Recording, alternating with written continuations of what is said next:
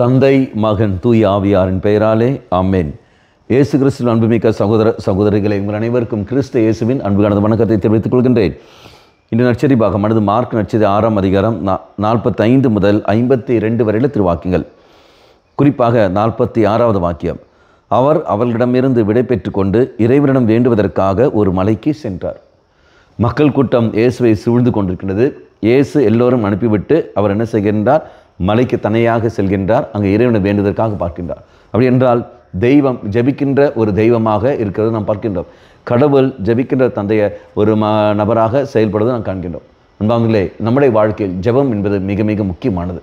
நம் எல்லா பணிகளும் ஈடுபடுகிற போதிலும் நம்முடைய வாழ்க்கையில் தனிப்பட்ட ஜெபமானது மிக மிக முக்கியமானது. எவன் ஒருவன் தனிப்பட்ட ஜெபத்தில் ஈடுபடாமல் இருக்கின்றார்களோ அவர்களால் ஒரு நாளும் பணி செய்ய முடியாது. நாம் பார்க்கின்றோம், எப்பேற்பட்ட பணியாக இருந்தாலும் சரி, குடும்ப அங்கத்தினர்கள் பல வெளியே செல்கின்றார்கள், உலகக்காரர்கள் ஈடுபடுகிறார்கள், பல காரர்கள் ஈடுபட்டு கொண்டு குடும்பத்துக்கு வருகிறார்கள். அவர்கள் செய்கிற அந்த ஜெபம்தான் குடும்ப ஜெபம். அந்த குடும்ப ஜெபத்தில் அங்கு சக்தி உண்டு. அந்த குடும்ப ஜெபத்தில் அங்கு எல்லாமே அங்கு வெளிப்படுத்துவார்கள். தெய்வம் கிருபை அங்கு கிடைக்கும். அந்த சக்தி பெற்றுக்கொண்டு மீண்டும் அடுத்த நாளைக்கு அவர்கள் பணி செய்வார்கள். அதே மாதிரி தான் இல்லற வாழ்க்கையில் அழைப்பு பெற்றவர்கள், அதே மாதிரி துறவற வாழ்க்கையில் அழைப்பு பெற்றவர்கள், இதோ தெய்வ கிருபை பெற்ற துறவற வாழ்க்கையில் அழைப்பு பெற்றவர்கள் அவர்கள் வருகின்றார்கள். அவர்கள் பணி வாழ்வை முடிக்கிறார்கள். முடித்துவிட்டு அவர்கள் அங்கு ஜெபிக்கின்றார்கள். அவருடைய வாழ்க்கையில் அங்கு ஜெபமானது மிகவும் முக்கியமாக பெறுகிறது.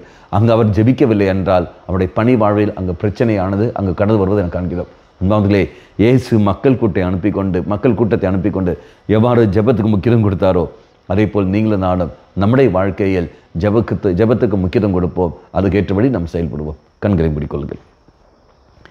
நல்லவனாய் தெய்வமே, என்னுடைய ஜெப வாழ்க்கை சோர்ந்து இருக்கின்றது, தோய்வு ஏற்பட்டு இருக்கின்றது.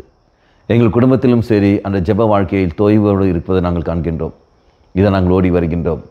இந்த தோய்வை எடுத்து மாற்ற உம்மால் மட்டுமே தான் முடியும். நாங்கள் என்றும் உண்மையை நாடி இருக்க எங்கள் கிருபை தந்துள்ளோம். உண்மை மையப்படுத்தி வாழக்கூடிய வரத்தை எங்களுக்கு தந்துள்ளோம். அம்மா மாதாவே, தெய்வ மாதாவே, எங்கள் மாதாவே, என் அன்னையே, விசேஷமாக எங்களுக்காக பரிந்து பேசும். ஆமேன். தந்தை மகன் தூய் ஆவியாரின் பெயராலே ஆமேன்.